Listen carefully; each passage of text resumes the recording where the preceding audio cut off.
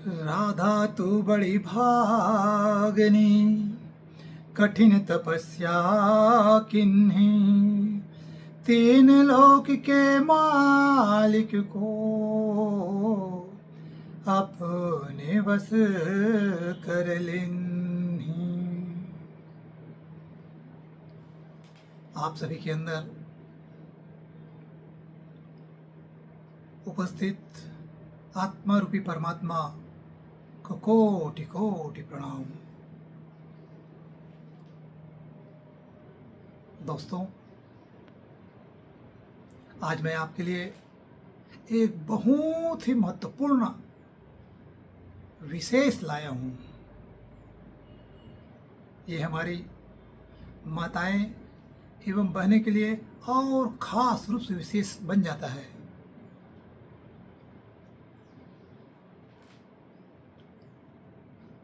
एक बार क्या हुआ,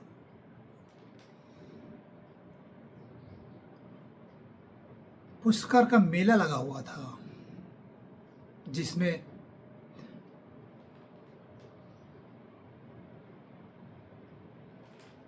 रघुवंशी आए थे, कुरुवंशी आए थे, राजवंशी आए थे, कृष्ण पक्ष के सब लोग आए थे, द्रौपदी के पक्ष के सारे लोग आए थे।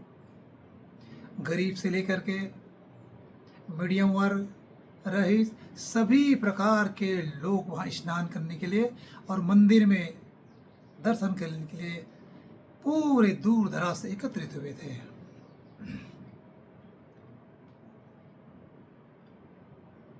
इतनी भीड़ में भगवान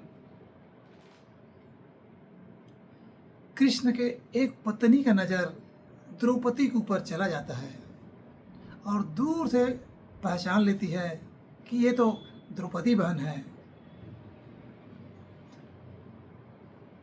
फिर दो चार रानियां मिल करके द्रौपदी को बुलाते हैं और फिर भगवान कृष्ण के जितनी रानियां हैं, सभी की सभी रानियां एक गोल घेरा बना करके बैठ जाते हैं और बीच में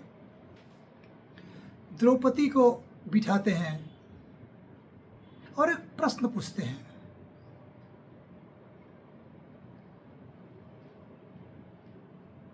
कितना शानदार प्रश्न है, उसको समझने का प्रयास कीजिए।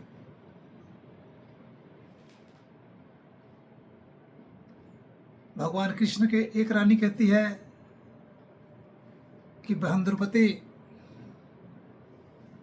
हम लोग भगवान कृष्ण के 16,108 रानियां हैं और 16,108 रानी मिला करके हम अपने पति को अपने कंट्रोल में रख नहीं पाते, अपने मुट्ठी में रख नहीं पाते।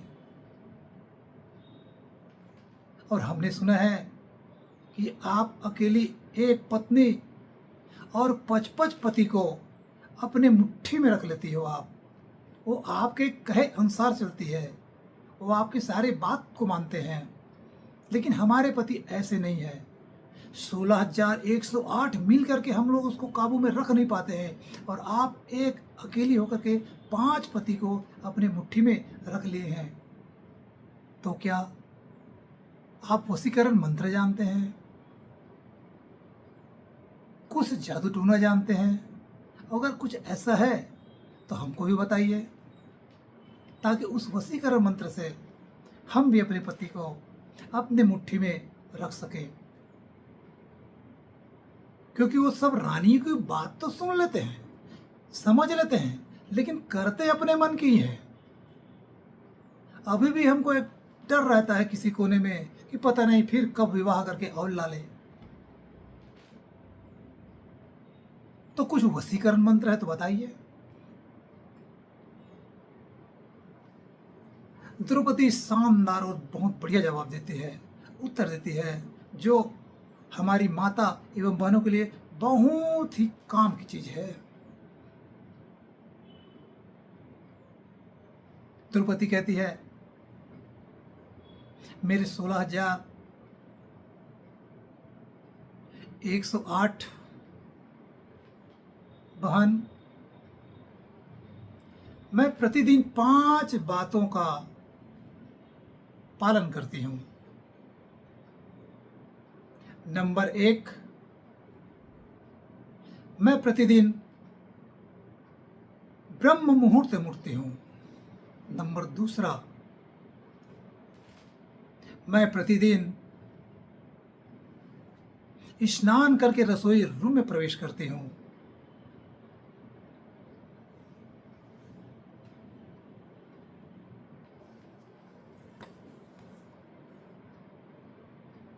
नंबर 3,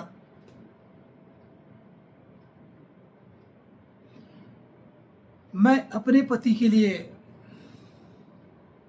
सम भोजन बनाती हूँ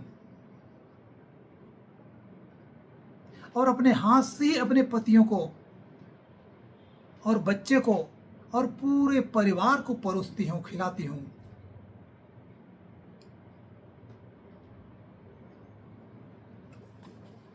जरा सोच के देखिए, क्या आप ऐसा करते हैं? चौथा, मेरे पति को, पांचों पति को कब कब किस प्रकार के क्या चीज की आवश्यकता है, मैं पहले से महसूस कर लेती हूँ और उसके हिसाब से व्यवस्थित सब सारा चीज को पहले से ही जमा के रख देती हूँ। पांचवा और महत्वपूर्ण और अति महत्वपूर्ण बात यह है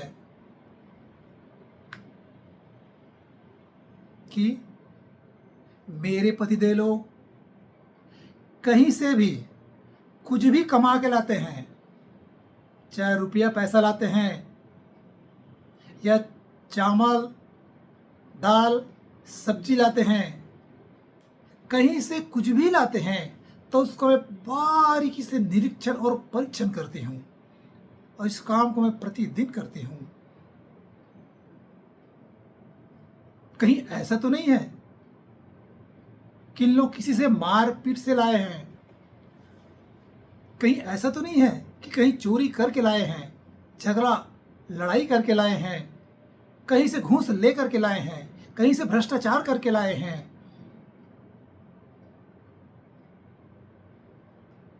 तो इस बात का मैं हमेशा निरीक्षण परीक्षण करती हूँ और जब मैं पूरा संतुष्ट हो जाती हूँ कि नहीं, ये मेरे पति के टोटल मेहनत का है और ईमानदारी का मेहनत का है और ईमानदारी की मेहनत से ही चावल के मैं पकाऊंगी और सारे परिवार मिलकर के इकट्ठा एक साथ भोजन उसको खाएंगे। क्योंकि आप लोग अच्छी तरीके से जानते हैं, जैसा खाओ अन्न वैसा होगा मन।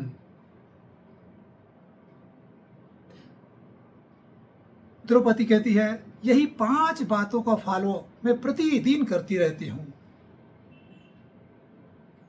अगर आप लोग भी, मेरे 16,108 बहनें, इस 5 बातों का अगर ख्याल करेंगे तो आपके पति भी आपके वश में हो जाएंगे, कोई दिक्कत नहीं है। दोस्तों, ये वीडियो कैसा लगा आपको? अगर अच्छा लगा तो सब्सक्राइब कीजिए, बेल बटन दबाइए, कमेंट्स बॉक्स में कुछ कमेंट्स पक्का कीजिए और हाँ, अगर अच्छा लगे तो शेयर अवश्य कीजिए। Thank you very much.